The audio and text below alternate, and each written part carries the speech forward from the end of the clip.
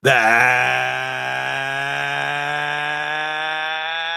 right. Bear down, Bears fans. It's time for another edition of the Chicago Bears podcast, Bears Banter, powered by Second City Gridiron. Bill Zimmerman with you. And we are just a couple days away from the NFL draft. Not even a couple days away. Like at the launch of this podcast, we are about 36 hours away from the NFL draft. About time. We have been talking about it for weeks and weeks and weeks. It is finally here. So we're going to talk about it a little bit today. No guests today, a little bit of probably a shorter podcast. We are going to do the mailbag at the end of this segment, but I do want to get into some draft stuff and get another podcast out there. Was hoping to have Dane Brugler on. Dane was on the podcast last year. Always great content with him. Just couldn't quite make the schedules work this year. So wanted to give you another podcast and kind of the couple days before the draft with a lot of news and rumors circulating about what the Bears might do at 10. If we have time, maybe we'll do second round picks, but a lot of this is going to be focused on how this top 10 potentially could break and what the Chicago Bears are going to do. So let's just jump in with it right now. And we're just going to go through this draft bit by bit here. And let's start at the top. Let's start with the Tennessee Titans. That is a slam dunk going to be Cam Ward at this point. Doesn't even seem like the Titans are entertaining calls from other teams about teams wanting to trade up. Personal opinion, and I'll give you some personal opinions along the way here because I have finally been able to watch probably about 50 to 75 guys this year, not nearly as many guys as I did last year. So I didn't put together a big board, anything like that. But if we do break this down with Cam Ward is a good prospect. Cam Ward is not a great prospect. I don't think Cam Ward should be the number one pick of this draft. If I was the Tennessee Titans as a brand new general manager and knowing you've got some work to do on this roster, I would be going Abdul Carter or Travis Hunter here. I would punt quarterback this year. Callahan's not your coach. Who cares if he can win or lose? You're probably going to be replacing him in a year or two anyway. Go get the stud player. There's only two stud players in this draft. Abdul Carter, Travis Hunter. That is it. Maybe Ashton Genty. There's positional value. And that's not to say that other players aren't going to become great blue chip players. Of course, there's going to be others. But in terms of where they are right now with draft stock, there are only two guys. If I was the Tennessee Titans, I would not be going Ward. They've fallen in love with Ward. They'll be taking Ward number one. That brings you to the Cleveland Browns and the New York Giants, who do appear to be entertaining offers, but I think this is the let's see if you can move me off this pick with an enormous offer, which I highly doubt, even though they're in driver position here, pole position to get these two guys. I don't know if they're going to get their socks knocked off. And I don't think they're just looking for, hey, throw me a second round pick and we'll move back a few spots. I think they're looking for future ones, and they're curious to see if anyone's going to really pony up the dough and move up there. I don't expect it to happen. Seems like the Cleveland Browns are set with Travis Hunter at 2, and that makes a lot of sense. The positivity around Hunter is through the roof right now. Absolutely through the roof. A lot of people think Hunter is the true unicorn. Could be like shutdown corner on one side, Justin Jefferson on the offensive side, playing 80% of the snaps. Just an absolute, huge, addition to any roster when you're actually helping both sides of the football.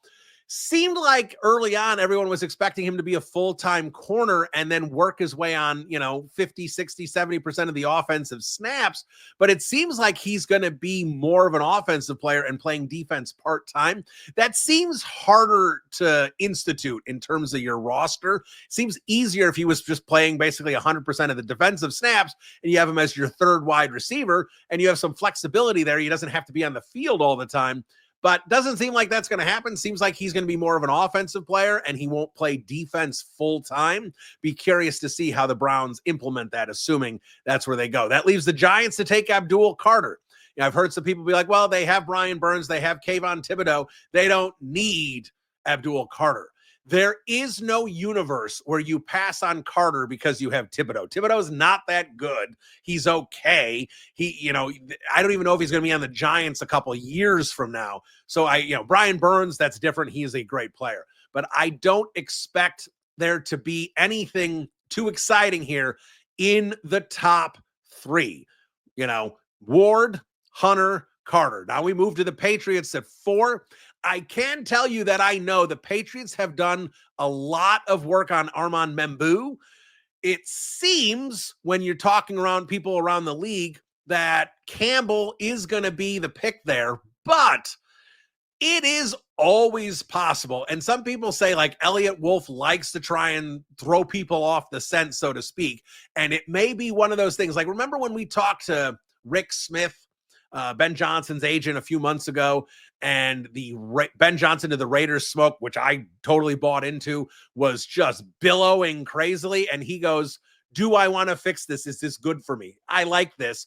And he left it alone. I wonder at this point if there's a possibility that the Will Campbell going number 4 has just gone so out of control that the Patriots are just like, okay, we'll go with that. Now, again, Will Campbell may be the pick. It's lying season. It's difficult to comb through all this stuff. But as of right now, it seems like Will Campbell is the pick. But I also know they've done a lot of work on Membu. So it wouldn't shock me if you're a betting man, I'd throw a few bucks on Membu at 4 because I think it's a possibility. I think the odds that Will Campbell goes 4 are too high right now, but I do think that that's the consensus there. That seems to be the expectation. Where I break from expectation is at 5 with the Jaguars. Everyone has Mason Graham going 5 to the Jaguars. He's been mocked there for months. I'm not buying it. I don't think Mason Graham is the pick there. I think the Jaguars are most likely going on the offensive side of the football. If they go defense, I think it's Mason Graham. I don't think there's another defensive player they'd really consider there. Maybe there's a little Jalen Walker buzz, possibly the Georgia linebacker, but I think Mason Graham is the pick if they go defense. But I don't think they necessarily go defense. I think there's a very good chance they go offense. You've heard Tet McMillan. Now, I don't think Tet McMillan is a possibility unless they trade down. I'd have a hard time believing Tet McMillan would be the pick at 5. I have also heard that they could do trenches and that it wouldn't necessarily be Armand Membu, but that it would be Kelvin Banks, who maybe is someone they would consider at 5. I've also heard Ashton Genty at 5, and you've heard Tyler Warren at 5 as well. So the Jaguars definitely seem to be kicking the tires on a lot of different offensive players. Going to be interesting to see what they do there. It could be one of those things where James Gladstone and the scouts may like Mason Graham, and Liam Cohen and the coaches want to go offense, and they're having a debate about it. And that's how a lot of different information gets out. So I think Mason Graham gets past this pick and gets a little bit further down in the draft, potentially sitting there at 10 for the Bears, but I don't think he's the pick at 5. If you told me, you have to tell me right now who's the pick at 5, I think it's Ashton Genty. That would be the guess. But at the same time, I think the Jaguars might be pushing a lot of Genty smoke out there. Meanwhile, while putting the 5th pick up for grabs, that it could be one of those things where they want a team to come up like the Bears to get Genty. And we'll talk about that potential scenario when we get to the 10th pick here and why I am not a fan of that idea. So I think the Jaguars go offense. I think it could be a wild card like Banks. I think it could be someone like Genty. We will see. And that goes to the Raiders. I also don't know if the Raiders, like you said, the Jaguars, it's Graham. The Raiders, it's Genty. I'm not convinced it's Genty for the Raiders. Now, I do think the Raiders want to try and get an impact player that they think can help their team this year. They're not looking for a project. Pete Carroll's older. Geno Smith is older as quarterbacks go. They are looking to try and get competitive quickly here. I don't think the Raiders expect themselves to go 12-5 and push the Chiefs for the division, but I do think the Raiders want to try and go 9-8, 10-7 and be a good competitive football team this year. That's why they brought in Pete Carroll. So I think the Raiders are going to look for a potential impact guy.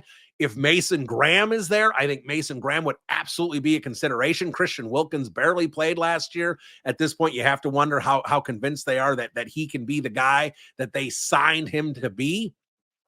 I've heard some cornerback potentially there, but I don't know how much the league likes these corners this year. Will Johnson's got issues. Other guys projecting as a nickel potentially. Like, I don't know if there's going to be a cornerback picked in like the top 10, maybe not even the top 15. I don't think the NFL is in love with the top end of this cornerback class. So I don't see the Raiders going cornerback at 6. Jalen Walker is another guy I could see there at 6. There's some other guys, maybe, when top edge other than Abdul Carter, maybe they do something like that to get someone opposite Crosby, and that's going to depend on who you talk to. When you're talking about the edges in this class, I think a lot of people think Green from Marshall is the cleanest prospect on the field, but I can tell you, I'm confident that a lot of teams have crossed him off their board. They do not want, there's too many character issues there. He's been accused. He has not been charged. He has been accused of sexual assault twice. No one knows exactly there. That's a he said, she said situation. He says it's 2 different women. He says that those issues didn't happen. That's going to be up to the teams to decide. So I do think Green is off people's boards. And this is usually my expectation.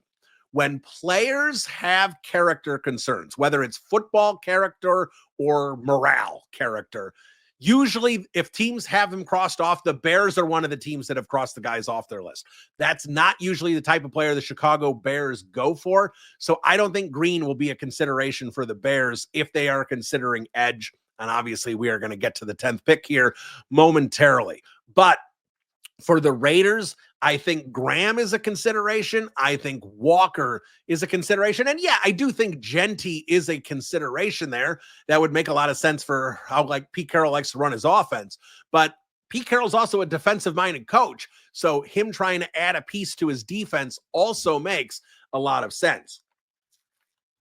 Moving to the 7th pick, we've got the New York Jets. Now, I wonder if maybe the Jets think they can trade down, because the Jets saying that Ashton Genty is on their radar does not make a lot of sense to me. It does make a lot of sense to me if Genty's sitting there at 7 and they want the Cowboys or the Bears to try and come up and draft him and trade for him. That makes a lot of sense to me, but I still just don't understand why the Jets would be doing that. The Jets need offensive line help. The Jets could use a tight end.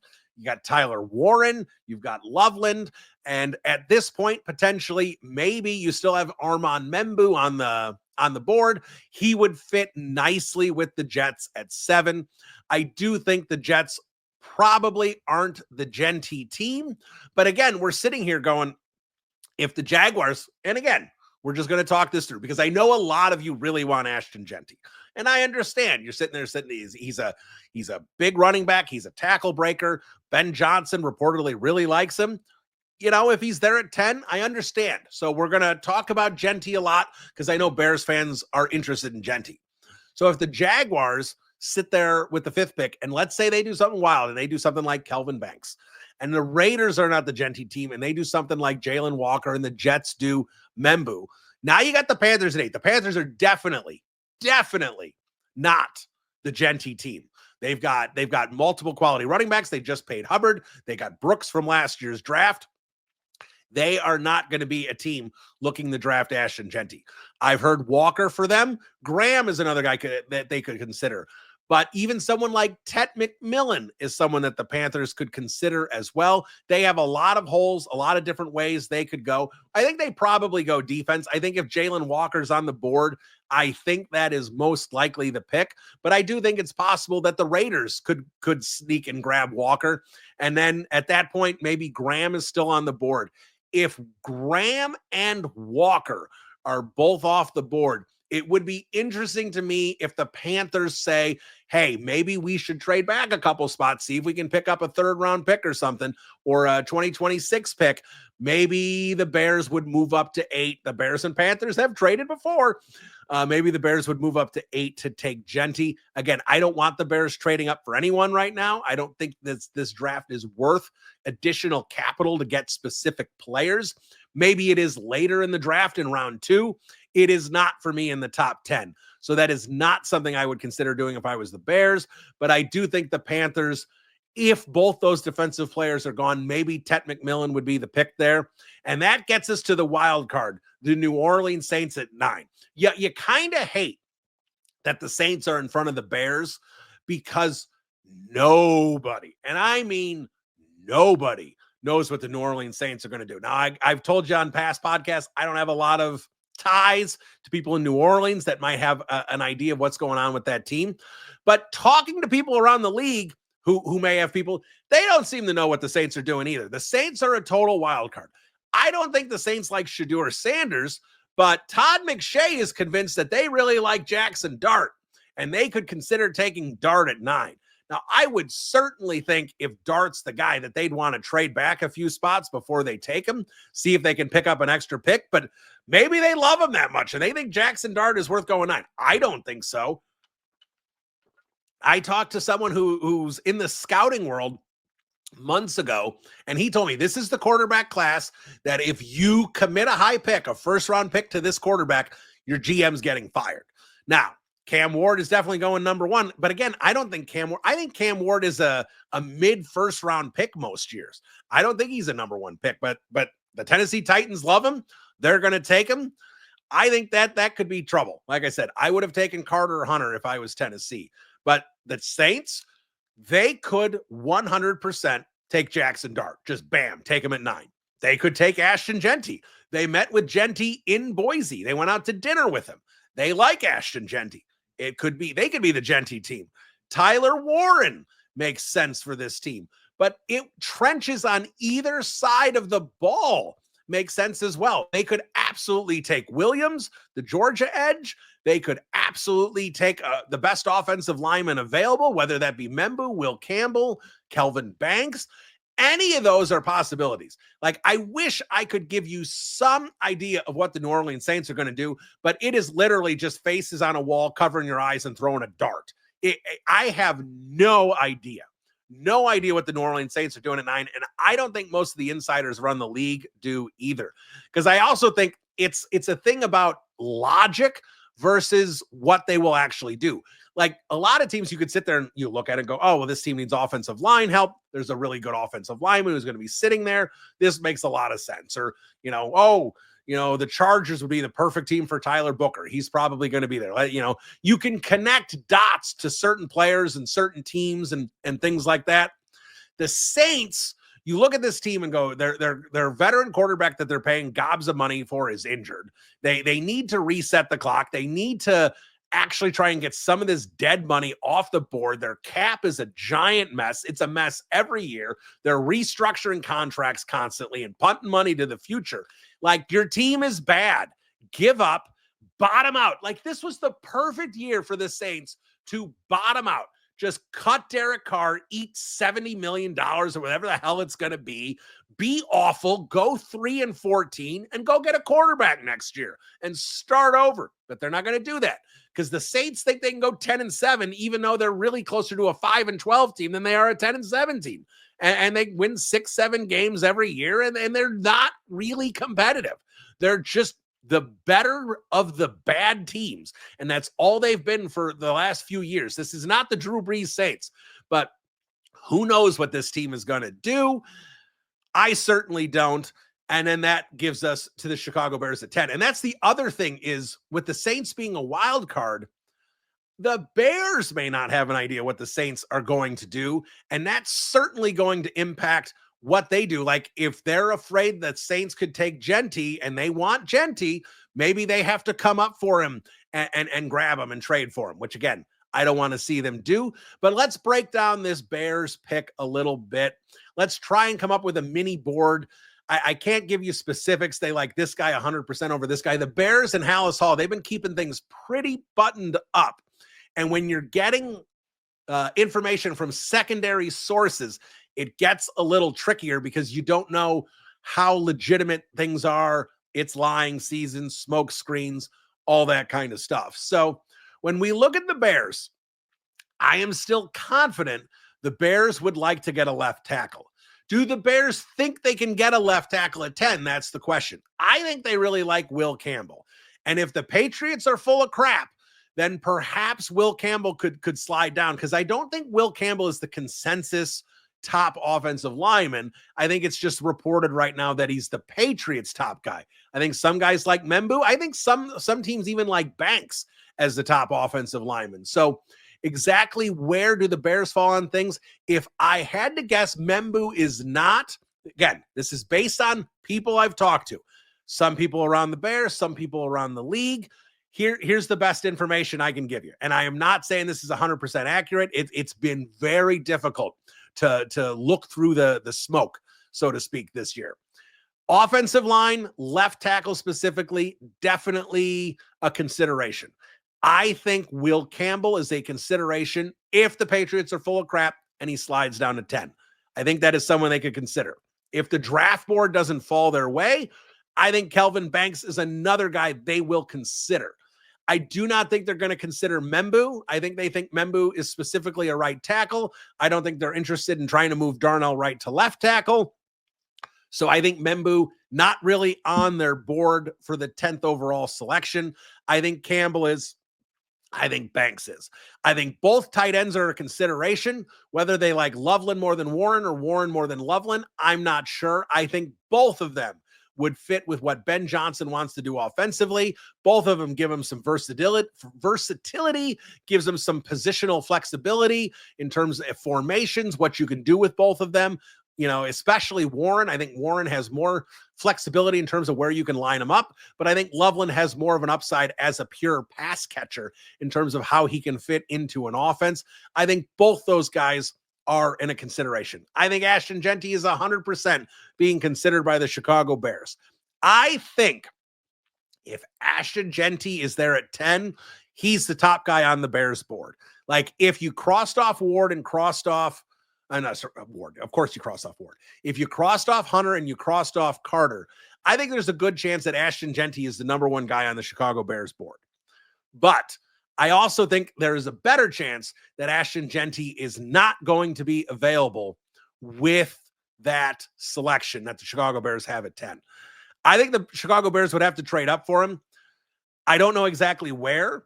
I think if he got to 8 and the Bears traded up to 8 because they didn't trust the Saints, I could live with that trade up. That would not be a huge pay that the Bears had to do. Remember, the Eagles to move from 10 to 9 gave the Bears a future 4. So keep that in mind. You got to move up one more spot, a future 3. The Bears don't have a current 4. Maybe, you can trade your 5th round pick and a future 4. They don't have their future 4 next year either. They trade that for Tooney. I don't know. But you could probably figure out something with the Chicago Bears in terms of a small price to move from 10 to 8. And I think the Panthers might consider doing that, again, depending on what the board is. When you start talking about moving up with the Jets or then moving up with the Jaguars, that price starts to get really expensive. And that is not something I would want to see the Chicago Bears do with, got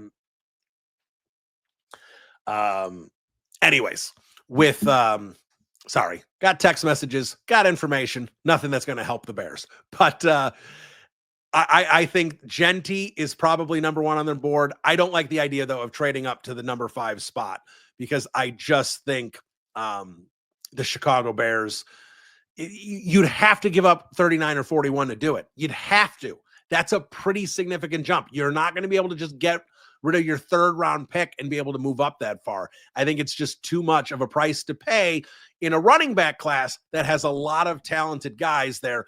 Like, to me, Travion Henderson is the perfect guy for Ben Johnson. Pass blocking, explosive ability. some people don't love his vision. I get that, but I think he fits a lot of what Ben Johnson wants to do offensively. I think Henderson would make a lot of sense for the Chicago Bears in round 2, not at 10. Not at 10, don't get me wrong. So that's where I'm at with Genty. We talked about the tight ends. We talked about the offensive linemen. Obviously, that's going to be the key selection. If they went defense, I think Mykel Williams is the guy. I think that's the guy they would consider. I think he fits perfectly with Dennis Allen's scheme.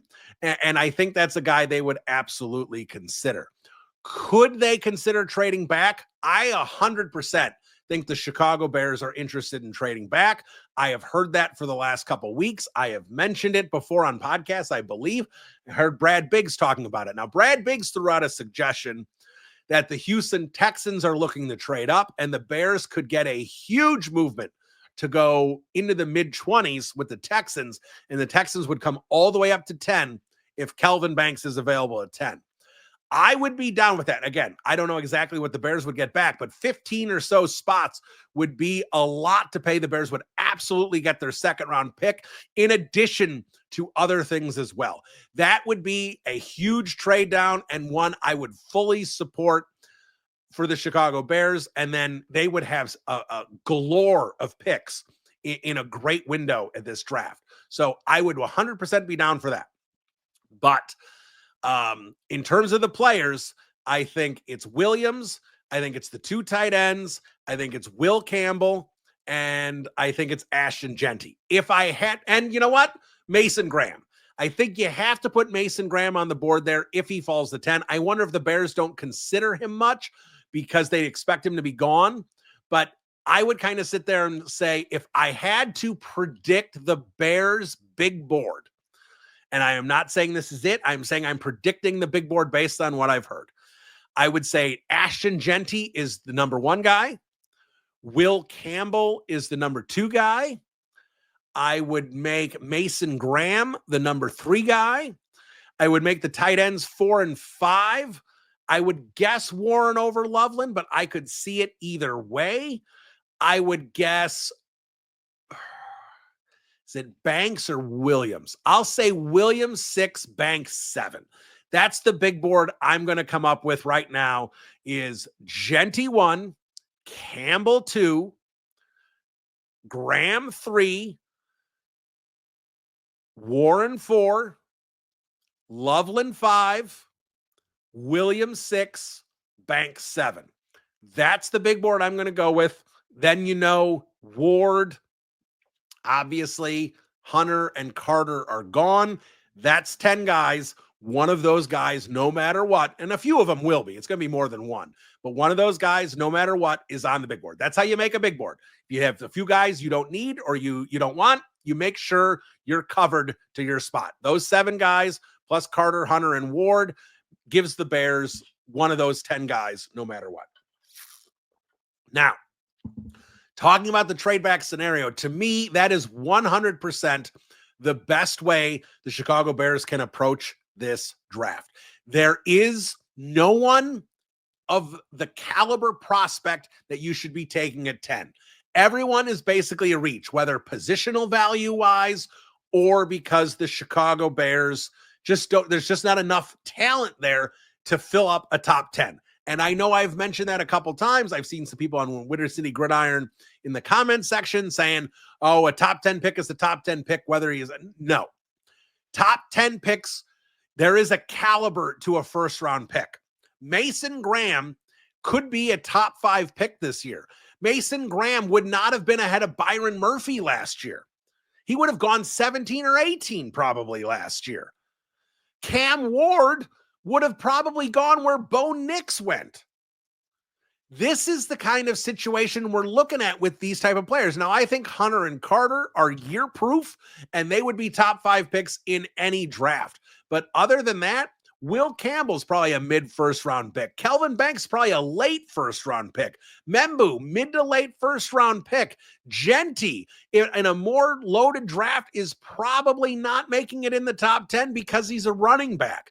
This is the kind of situation. Jackson Dart, even a possibility in the top 10? Are we kidding? That would not happen most years. We have a very weak top 10. It's unfortunate for the Bears.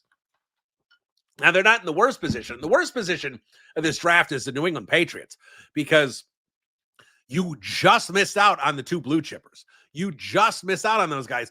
And like Will Campbell at 4, Membu at 4, whatever they do at 4 is a reach, no matter what they do, unless they can find a team that wants to trade up into that spot.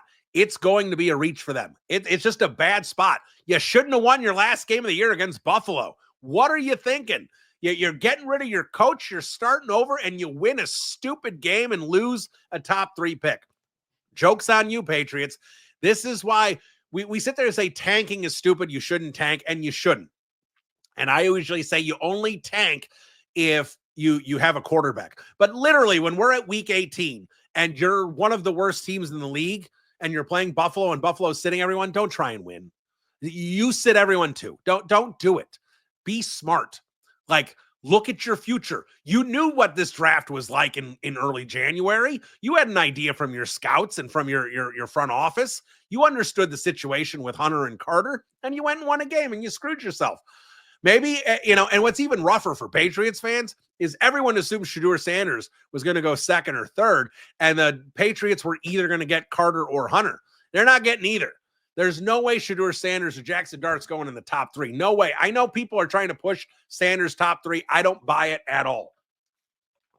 So I think the Patriots are in a terrible spot. The Bears are not in a good spot. I'm not trying to sit here and say 10 is amazing, but maybe one of the players that a team covets falls to 10 and the Bears can trade back. If they can make a move with like the Texans, man, sign me up. I don't even know what the compensation is, but I know I'm going to like it. So I would 100% be on board with something like that. But in terms of bigger picture, no, I don't think the player the Bears get at 10 is going to be some surefire, slam dunk, awesome player. I think it's an unfortunate situation, and that's just kind of where the Chicago Bears are. So that's kind of the way I see the top 10. Second round picks are really going to be dependent on what they do. Like, I think the Ohio State edges, one of them would make a lot of sense at 39 or 41.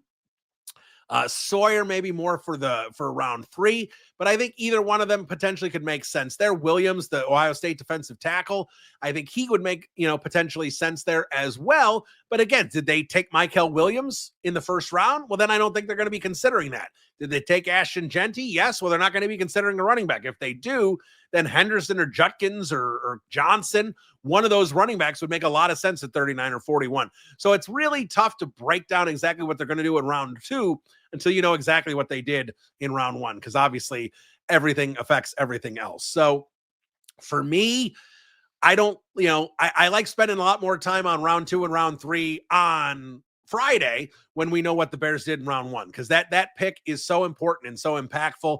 And I think the Chicago Bears, it's a lot of different ways they could go depending on how the top 10 falls. I hope the Bears don't trade up. The Bears are not in a position. They are not an Ashton Genty away from winning a Super Bowl. If the Bears were an Ashton Genty away from winning a Super Bowl, then I'd say maybe they should trade up, but they're not. They have holes in multiple places. They are not there yet. They're not one player away. So don't worry about Genty. If he's there and you want to take him, great. And if he's not there, then it's, maybe Hampton doesn't make it out of maybe Hampton makes it out of the first round. Great. Maybe it's Henderson. Maybe it's Judkins. Maybe it's Caleb Johnson. There's plenty of options at running back. All right. We're going to take a quick break. When we get back, we're going to go through the mailbag. This is Bill Zimmerman, Bears Banter. We'll be right back. All right. Welcome back into the podcast. Let's jump into the mailbag. We will go through as many questions as we can. And let's start with Michael Rowland. What would stress you more, a trade up for a running back or a reach on OT3? A trade up for a running back. I'm sorry. I know you all love Genty. You can't give up additional draft capital when you're coming off a 5-12 season. I understand the coaching stunk, but the Bears went 5-12. They did not go 8-9 or 9-8. They went 5-12. If you go 5-12, you're a bad football team. Yes, coaching hurt. Yes, they could have won 7 games, maybe 8 games with better coaching, but they wouldn't have won 12 games with better coaching. That's the issue.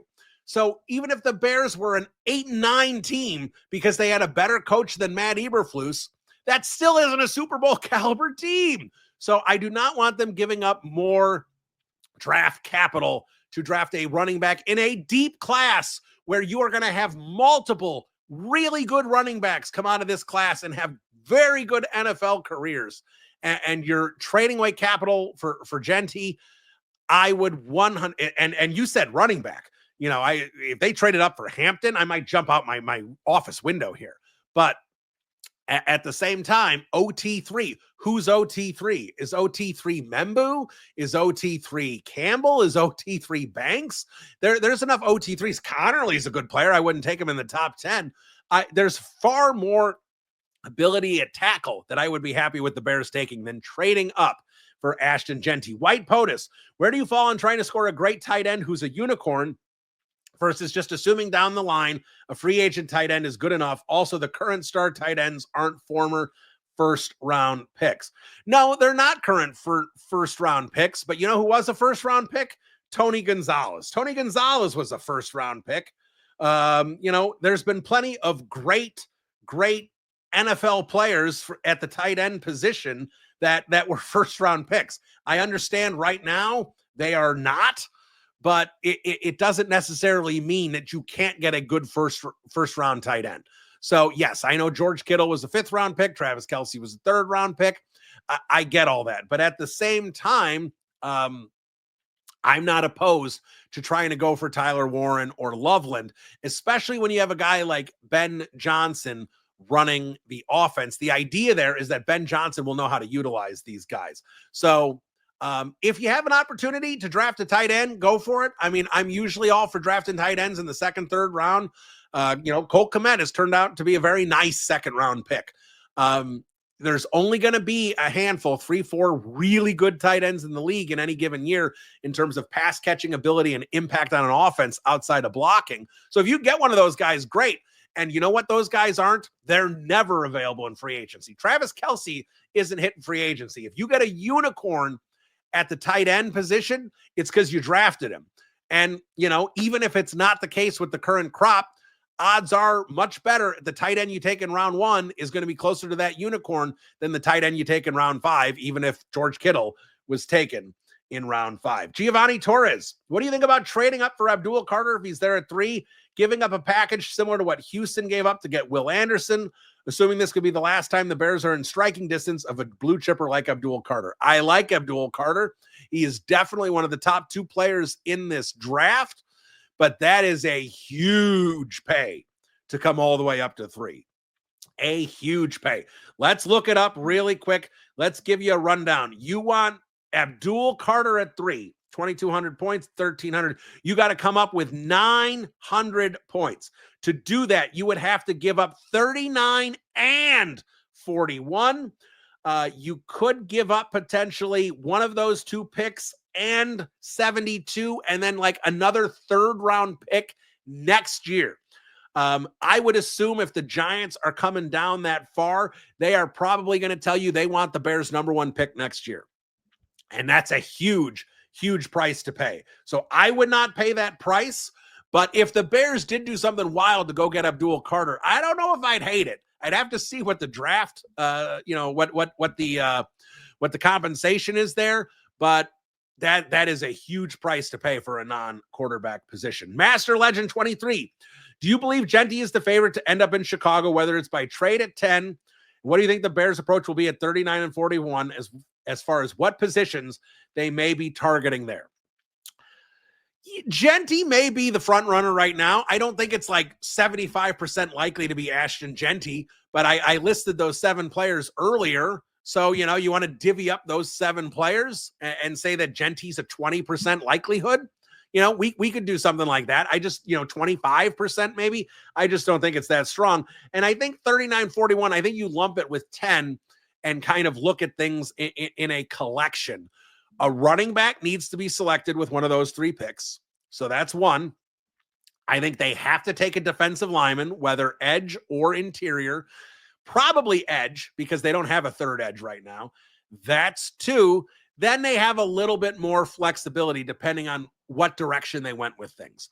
So I think that's a little open for interpretation, but at the same time, I think Again, could they get a safety, someone like that? Could they do something like that? I think that's a possibility, but it depends on how the board falls. I want to make sure they take an offensive lineman, but if the board doesn't fall right, would I be 100% convinced they're taking a tackle at 39 or 41? No, because I think a lot of those good tackles are going to go in round one. Joe Barzak, based on needs, wants, BPA, who are you thinking are the most realistic players they could get at 10, 39, and 41? Well, I would tell you, go look at Windy City Gridiron. I did a couple 3-round, 4-round mock drafts there. I think a running back will 100%, when you 10, I already did. So let's jump to 39 and 41. I think running back Travion Henderson, Judkins, Caleb Johnson, one of those three is going to be there if that's a direction the Bears want to go. I think maybe there could be a tackle or two that slide depending on what happens, but I wouldn't rely on tackle being able to be the pick at 39 and 41. I think you're going to see a run on tackles go in the back half of the first round. And when I hear things like Kelvin Banks could be a top 10 pick, then these tackles may be going off the board a lot quicker. If the tackles go off the board, I don't see the Bears going interior offensive line with one of those two picks. Again, I think edge is going to be there. I like the Ohio State guys. I've mentioned that before. I think JT would 100% be a good selection, would make a lot of sense for Dennis Allen. I think that 100% could be a direction they could go. And safety wouldn't shock me, again, depending on how the board falls. If one of those first-round caliber safeties falls out, I'd 100% be on board for that. Now I'm drawing a blank. The Notre Dame safety. Drawing a blank on his...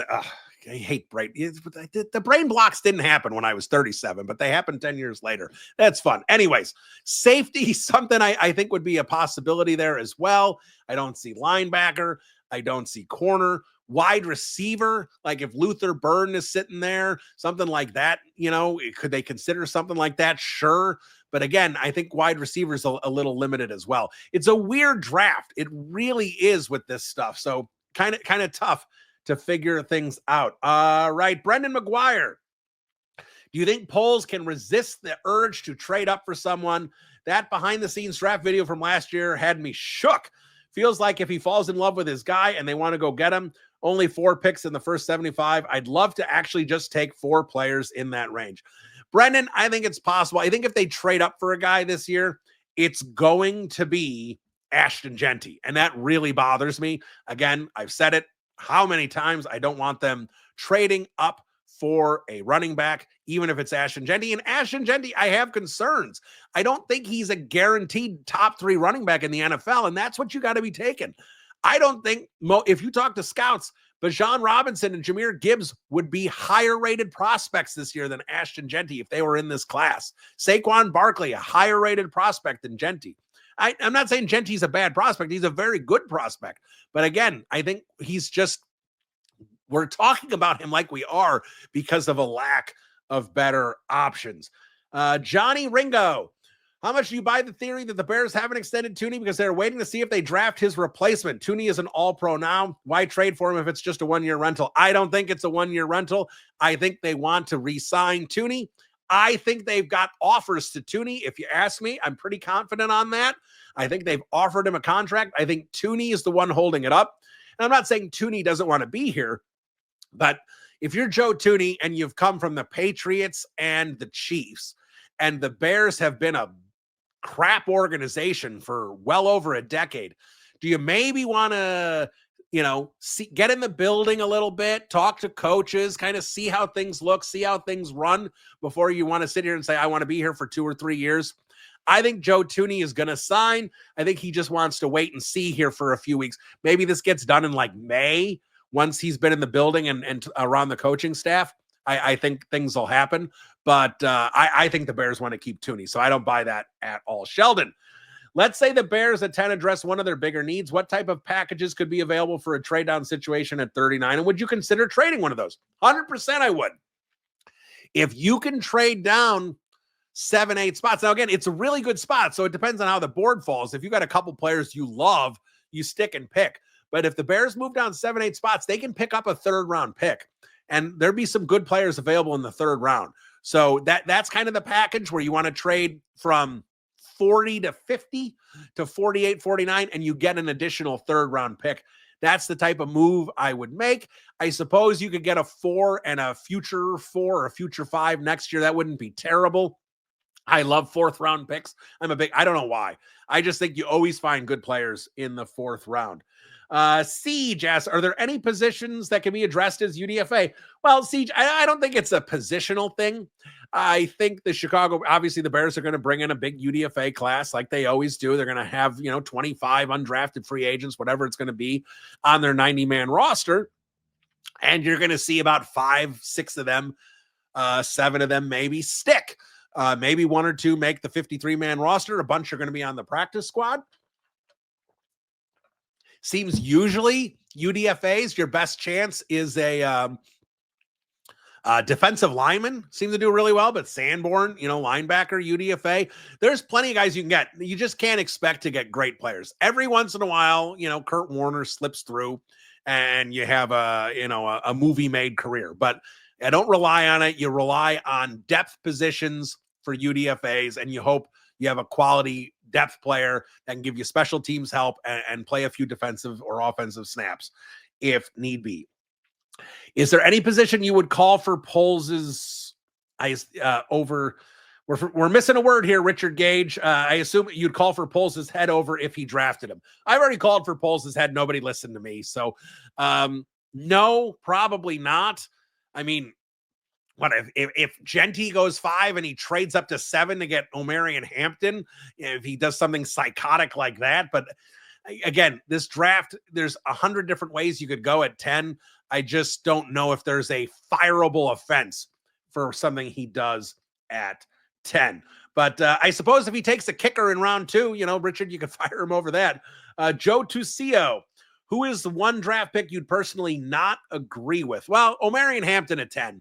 I would not agree with that. If Genty's off the board and the Bears take the second best running back at 10, I think that's a reach. I like Hampton. I think Hampton's going to be a very good player.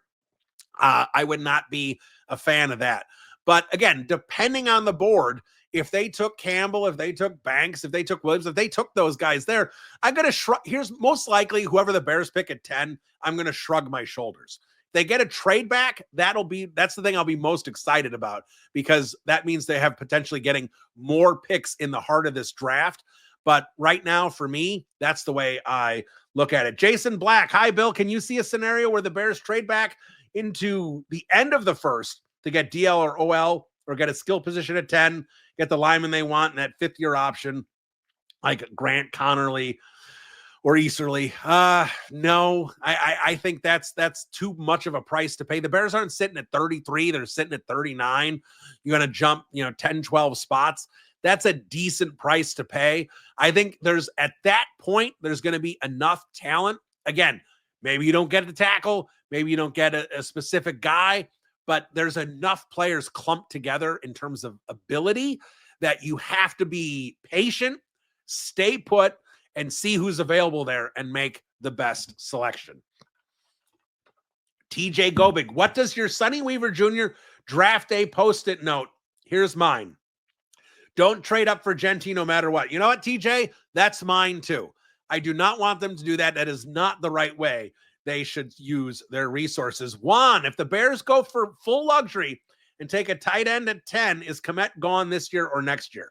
Kmet's definitely not gone this year. I don't think Kmet's gone next year. If they go and, get a Warren or a Loveland and the guy turns out to be awesome, does Kmet run out his contract here and not get re-signed? Probably. But I don't think Kmet's going to be gone before the end of his contract. They will use 12 personnel. They are not going to replace Kmet with one of these two guys. And this guy's going to be on a rookie contract with Kmet. So then when you need to pay him in 3 years, you no longer have, you can just let Kmet walk.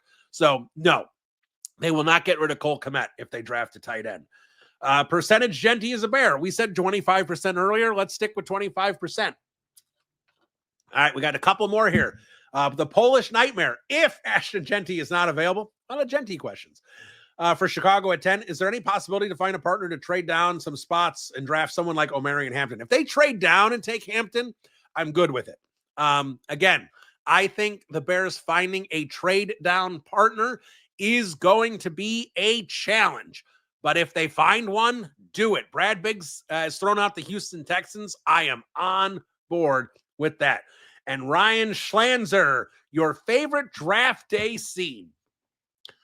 That's a good question because, again, draft day, I actually watched about the first half of the movie last night. I'll probably finish it up tonight. It's a great, terrible movie. Don't worry about the accuracy. They would have done work on Bo Callahan before Thursday, the day of the draft. Well, of course they would have.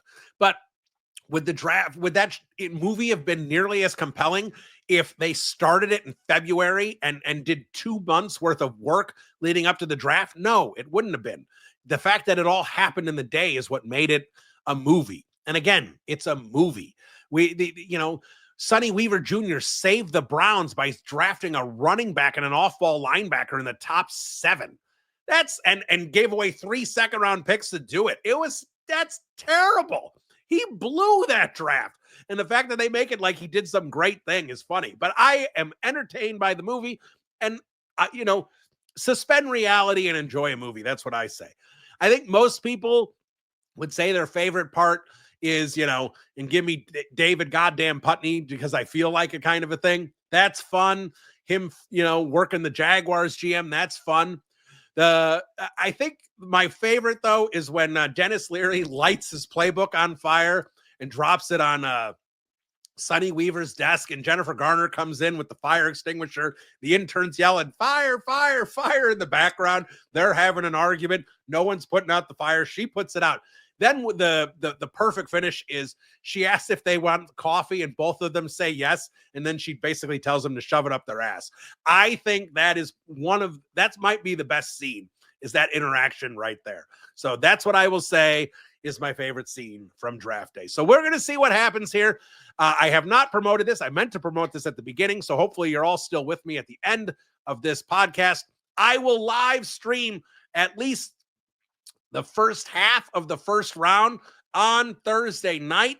So get us on the Second City Gridiron YouTube page. I will be live streaming with some guests along the way. We're going to live stream up to the Bears pick at 10. Then we are going to break down the pick at 10 and talk about what they could do at 39 or 41 after that pick. I would expect, there'll be about 15, 16 picks in. I did the full 32 picks last year. We're not going to do that this year. There's not as much to talk about with Caleb Williams and Rome Odunze like there was last year. But we will do a live stream on the Second City Gridiron YouTube channel, so make sure you check that out. We will be with you there on Thursday. We'll get more content with you on that Second City Gridiron page and our Second City Gridiron podcast feed. You'll get the draft caps. Damn it. That frog got me. Excuse me. You'll get the draft capsules with JB and Taylor and Mason. Mason's live streaming on Friday. Jacob Infante is going to be all over with the capsules in terms of who the Bears pick, and he's going to be breaking them down. So make sure you are locked in to the Second City Gridiron YouTube page and the Second City Gridiron podcast feed. There will be gobs of Bears content for you to consume, and then I will get back into the mix with a draft analyst post-draft. We will see who that is. We will be getting to that after the draft, kind of break down what the Bears did and looking forward. Then we'll have our OTAs and all that stuff. And I do expect something pretty exciting, a side project that I'm going to be working on, probably with JB and Lester as well. That's probably going to start filtering out mid to late May as well. And that's going to be going throughout the entire football season if we can put it together, and I suspect we will. So we'll have more information on that as well. So that's going to do it for Bears Banter. Happy draft week. Bear down, everybody. Adios.